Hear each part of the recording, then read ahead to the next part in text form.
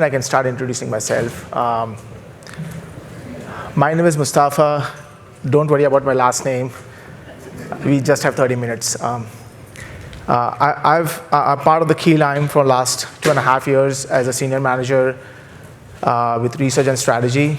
I've been in this UX domain for last more than 2 decades, and I've not lost my head because of that. It's because I have 2 teenagers. So the title of my talk today is Beyond the Data, Research That Connects. We all live in a world that is flooded with analytics, metrics, and data points.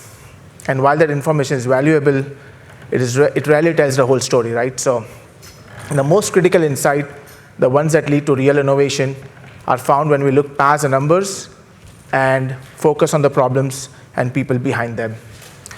Over the next few minutes, we're going to explore how to do just that.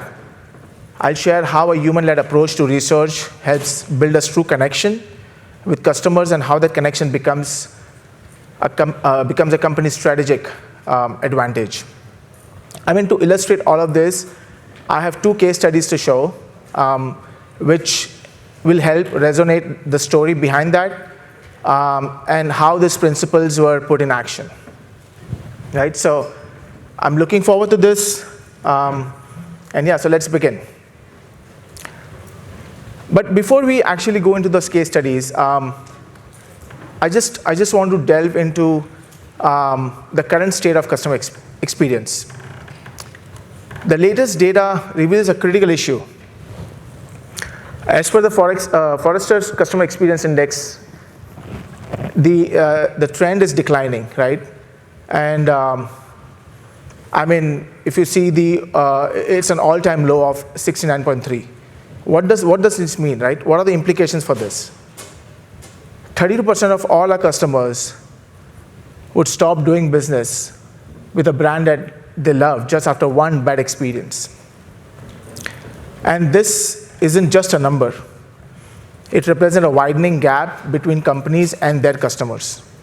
The gap directly increases our risk of customer churn, brand damage, loyalty, and of course, the lost revenue. The cost of poor experience is higher than ever now. So what do we do, right? What's the mandate? How do we reverse this trend? So our path forward must be based on facts and not assumptions. The only way to reverse the trend is with research-driven insights. If we have the data, and that data is powerful, right? And that leads to insights. We must use it to diagnose the root cause of friction, halt this decline, and build the experience that create loyalty, and of course, increase revenue. So let's discuss this, right? And I talked about the 2 experiences or 2 case studies I want to show. But before that, I just want to show you a video. It's just a video. Just take it as a fun, but there's a lot of meaning behind it. Try to gauge. It's a 90-second video, but there's a lot of meaning behind the video, right? So let's play this video. Enjoy the coffee, enjoy the cookie. Thank you for your time and welcome to our focus group. Today we're going to show you an idea and ask for your opinion. This is called a wheel. Now, according to its developers, it'll change the way we work and live. Why? Because it rolls. It can also be added to wagons to make moving a heavy load easier. Your opinions?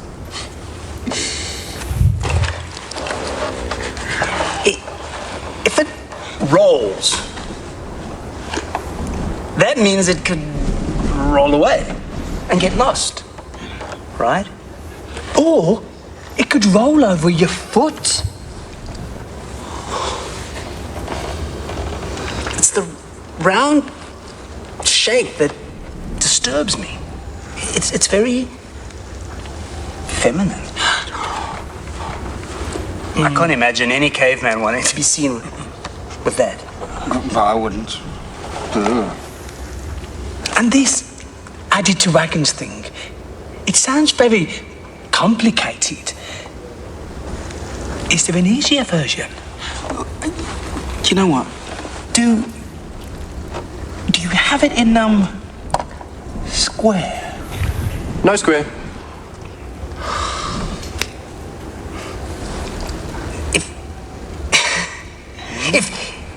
If there was a square one, Yeah. it didn't roll.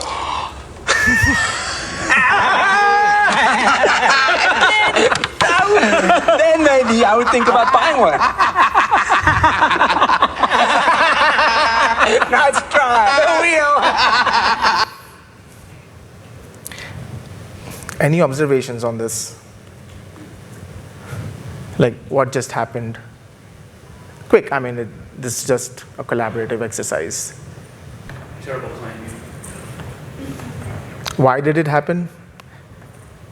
I'm not going to go into that because I have my own things to present, but I think it's just the basics of conducting a good research, right? I think the problem statement wasn't defined. It looked like I think the moderator asked like, what do you need, right?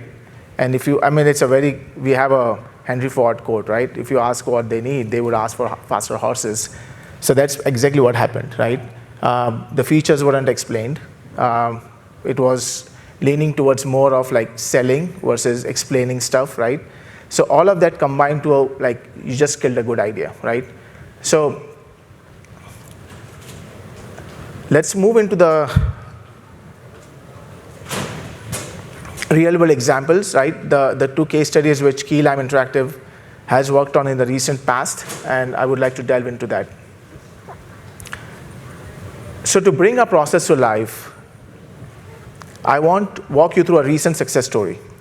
The timeline shows a collaborative journey. It was a partnership with one of our clients, a major credit card company, taking an exciting new product from a simple concept to all the way to a finished product and going live into the app stores. So the journey began back in 2022.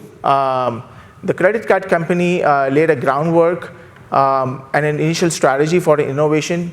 They had an idea, a product idea in mind.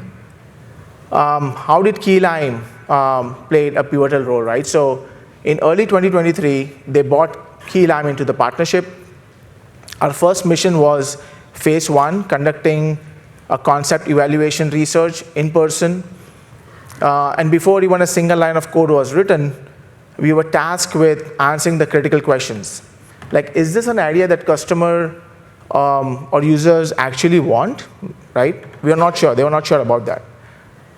So of course, the concept evaluation definitely helped them, and they started developing it, right? The next phase was developing the app, and it let them move into the process, because if the concepts were agreed upon, they knew exactly what they were building. The research insights did help them to kind of move forward into the development process, which was already validated by the target audience, by the way. Then as we moved into 2024 and a working prototype was ready, we began phase 2. This was focused entirely on usability testing. We put an app into the hands of real users to identify and smooth out any friction in the experience, ensuring that the final product would be intuitive and easy to use and navigate. And what happened after that? That brings us to the result, right, of this collaboration. So last year, the research-backed app successfully went live on the App Store. By working together at these key moments, Key Lime helped ensure the product wasn't just launched, but was launched with purpose and of course, with data-driven insights. This journey is a perfect example of how our partnership helps de-risk innovation and build better products from start to finish. I'll just go a little deep into this because it's important. How did we arrive at the insights, right, that shaped the successful app? It all comes down to the core belief of the empathy is real, tangible innovation advantage. This slide shows our core philosophy in action. that empathy creates a real innovation and then builds genuine empathy. Truly understanding the why behind the user's need and feel. This is the foundation of our entire process. So we use in-person triads to connect with our client's target audience, current members, and especially millennials, Gen Zs. The goal was to build an app that drives credit card adoption and loyalty. And through this empathetic research, we discovered a powerful key takeaway that became the blueprint for development. To succeed, the app had to define its value. Users told us this meant delivering two things. First, the high demand features they want. They want it for security and complete financial picture. And the second, the personalized experience, where I think which now everybody is like, they expect, right, on an app or any digital product. Sorry, just one more thing. Ultimately, this is what we mean by empathy as an advantage. By truly listening to the customers, we moved beyond just a list of features and uncovered a clear strategy for building a product people actually would want and use. This insight gave our partner the confidence and clarity to build the right app from the beginning. So yeah, this was some of the screenshots. I mean, we had to mask it, of course, with the client confidentiality, but the idea behind this is like there were three major tasks. The welcome screen, which is onboarding experience, very important for them to make sure that they understand, like the users and the customers understands what's it offering. The second important piece was the credit monitoring, like, how to set your credit score, life stage based, right? What's your life goal? What do you want to achieve in the next 2 years, 5 years? And then how do you set your goals? So these were pretty much like the key task we wanted to validate, and also with different concepts. So we had 3 concepts. This is just an example of one of the concepts, but there were 3 different concepts with the way the features were presented, right? And finally, when we, through the insights and the data, they were able to log down on 1. And of course, there was a combination of like 1, 2, and 3 as well. But they were able to kind of identify exactly what they wanted to build. So, I mean, this is after the initial app was developed. So now the ball is in our partner's court, the client court, right? They are developing the app based on the insights. And after the initial app was developed, we moved to the next phase, testing its real-world performance, right? Through one-on-one usability sessions. Again, this was done in person, in lab at 3 different locations in US with 16 participants. Our focus now shifted from is this a good idea? To does this idea work in practice, right? So if you look at the initial goal, it was will this idea really work? And now, okay, will this actually work in terms of navigation, ease of use, and intuitiveness? To answer that, as I said, we conducted in-person one-on-one usability testing. This method is incredibly powerful. It allows us to sit side by side with users and observe their actual behavior with the in-production app. Seeing the reactions and hearing the thoughts in real time is the most direct way to build a relationship, right, and empathy with the users.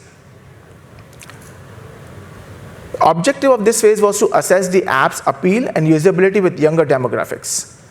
We needed to pinpoint the key features, which I just showed in the previous slide, that would build trust, drive sustained engagements, and ultimately deepen the relationship with the credit card. The key takeaway was clear and actionable. The good news, the app was usable and people liked it. But to make it essential, it needed 2 things. Most distinguishing features in the free version and more of an educational content that younger users were asking for. Now, that educational content was basically more of like, how can you help me set a goal? Like, what is the goal I need to set? Like, based on my life stage, right? Whether I'm gonna buy a car in the next 2 years, whether I'm gonna get married, or I'm gonna buy a house. So how do you help me? That educational content was very important, which was kind of missing. So this actually gave us a clear roadmap for final refinements, and then ensuring that app went to market not only functional, but truly desirable and valuable to new generation of customers. And so this brings to the conclusion, right, of this journey and to the heart of our philosophy. We walked through the timeline, the concept validation, the usability testing, all of it led to this moment. A successful launch, The research app is now live, equipped with insights we gathered at every critical stage of its development.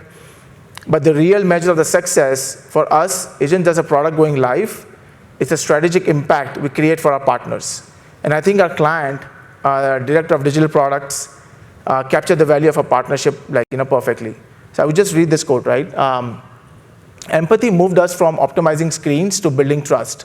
It changed what we built, not just how we built it. I want to focus on that for a moment because it gets to the core of everything we do. Any research can help optimize screens, but our goal is always to go deeper, right?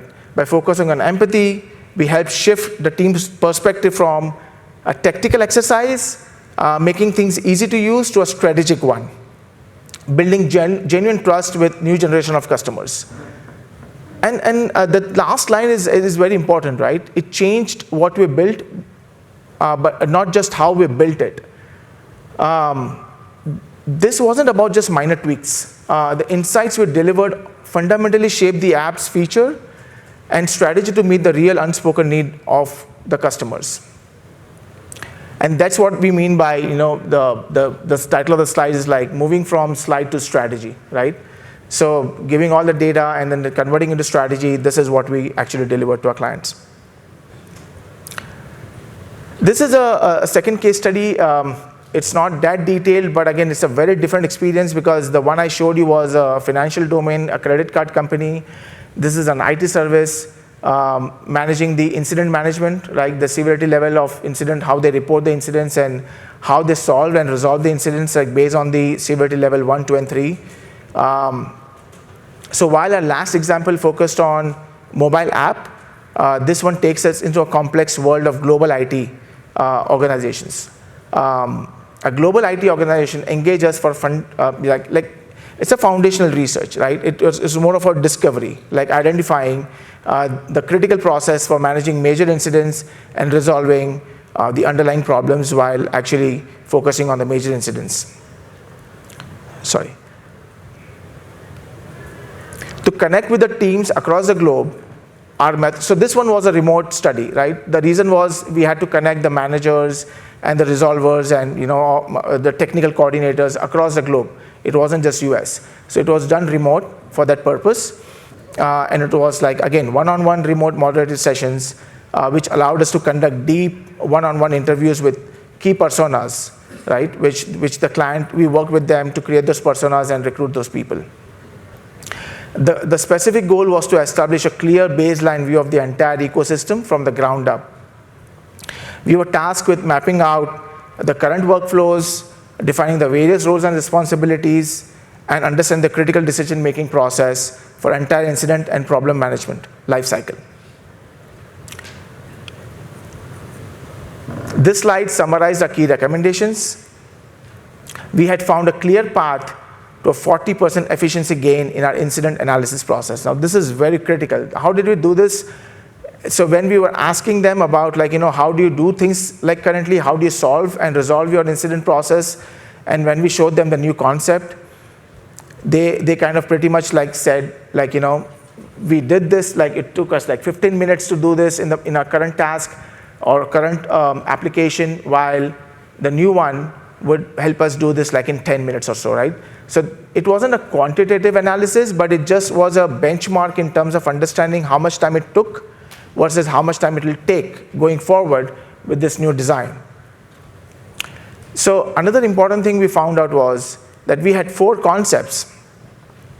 Our recommendation was to prioritize investment in concept 2 and 3. So we also told our clients that, hey, look, those 4 concepts, you don't have to prioritize everything, right? You put your money, your budget, your time and effort in concepts 2 and 3, which are integrated diagrams, timelines, and reporting tools.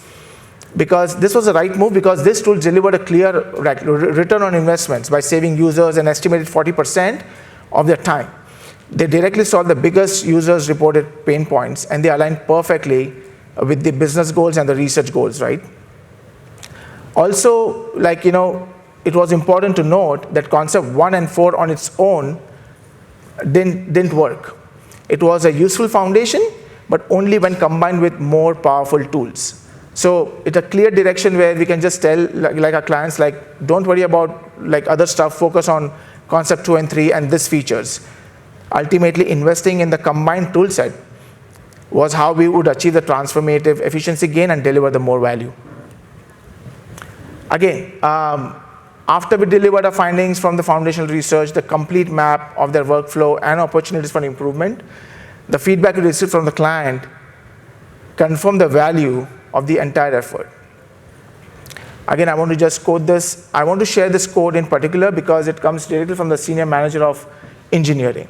Nice inputs were given from your research. It will be helpful for us in development and creating new products. Again, a very fine line. If you see like creating new products, now our insight just didn't validate the existing or the current concepts. It also gave a roadmap for them, an idea to create new products in future, which is aligning with their, again, the pain points and the personas we kind of did research on, right? So it's an extended partnership which we delivered to our clients by giving a value not only based on currently what we did for them, but maybe like a future roadmap which allows their entire team and set of stakeholders to understand like, hey, this is good, but we also have a vision for now next 2 years, right? So this is the end of it in terms of showcasing like the research process and the life cycle and 2 different varied case studies. A little bit of Keylime Interactive. We are a full service customer and user experience research and strategy agency. We use a human first approach to help our clients create outstanding experiences across verticals, across industries, and across domains. So, I mean, we are touching upon every life stage of the product, right? We just showed you like how we do discovery, how we help our clients like in development as well, and after the product is developed, we do usability testing, validation, and then help them with the launch and optimizing the entire lifecycle process. And that's the end of my presentation. We are a diverse group of 50 people in the company. So as we have discussed, our strength comes from our team unique makeup, right? We are diverse by nature, a team of over 50 researchers, strategists, and entrepreneurologists. We are very diverse by design, bringing a collective expertise to solve our clients' biggest challenges. We are part of UX Fellows as well. I don't know how many of you know, but we are part of UX Fellows, and that is how we are able to do a lot of global projects. We have done projects across 26 countries. Being partnered with UX Fellows definitely help us reach that level of expertise. And yeah, we have been conducting research since 2009, so it's been almost 16 years doing the strategic research. Yeah, any questions?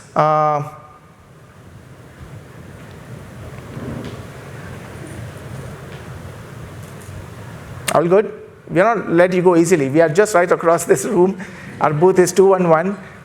Yeah, so any questions where you're around? Yeah, please. Can you talk more about how you decide to do in-person research versus like remote online research? I'm glad you asked this question.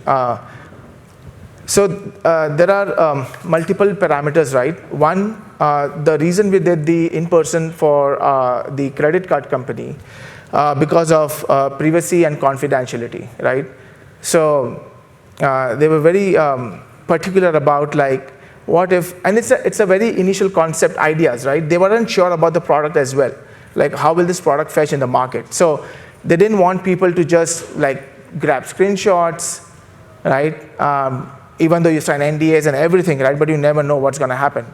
In person, what we did was we had, of course, not confiscated their mobile phones, but we asked them to be like, keep away their mobile phones. There was a clear focus on the research, right? There was no complete focus. So it all depends on, and they had a budget for that as well. And they wanted to capture different demographics in terms of, so we did this in 3 locations across like income ranges, right? Across diversity.